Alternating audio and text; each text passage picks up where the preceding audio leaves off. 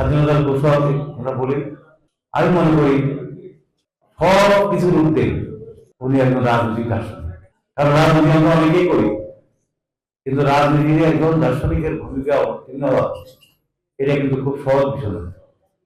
পৃথিবীতে বহু রাষ্ট্রপতি, বহু প্রধানমন্ত্রী, বহু রাজনৈতিক প্রধান ওনারা আছেন এবং প্রয়াত হয়েছেন, কিন্তু সকলকে আদর্শ হিসাবে সকল মানুষ গ্রহণ করছে। আর মনে করেন জিয়া রহমান সাহেব আসলে একটি আদর্শ, এবং উনি একটি নিজের একটি ইতিহাস। আমরা সেই বিষয়ে যখন এই ব্যক্তিকে যখন আলোচনা করি, আসলে কিন্তু আমাদের জন্য সেই আলোচনাটাকে করা আমাদের মধ্যে একটা সাধারণ মানুষের মতো খুব কষ্ট। কারণ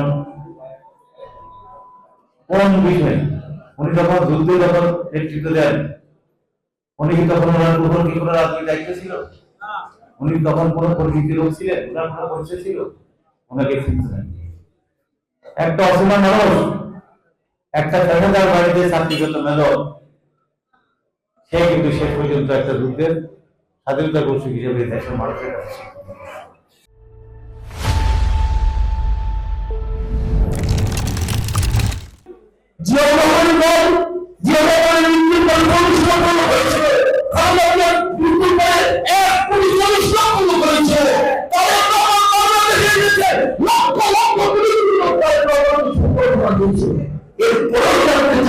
বাংলাদেশ জাতীয়তাবাদী দল কি বাংলাদেশের নেতা কর্মীরা ধৈর্য ধরে পড়ে আছে, একটি কথা বলা হচ্ছে না, তারা শুধু দেশপ্রাণী করছেন।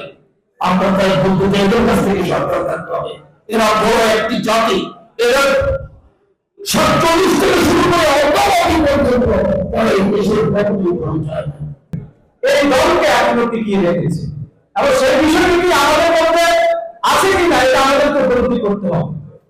মূল জিনিস হচ্ছে আমরা যদি শহীদ রাষ্ট্রপতি জিয়া রহমানের আদর্শকে বিচ্ছিন্ন হই, তাহলে মনে রাখবেন আমরা বিপদগামী হবে, এই দল বিপদগামী হবে, এই দলের সকল নেতৃবৃন্দ বিপদগামী হবে। যেটা হয়েছে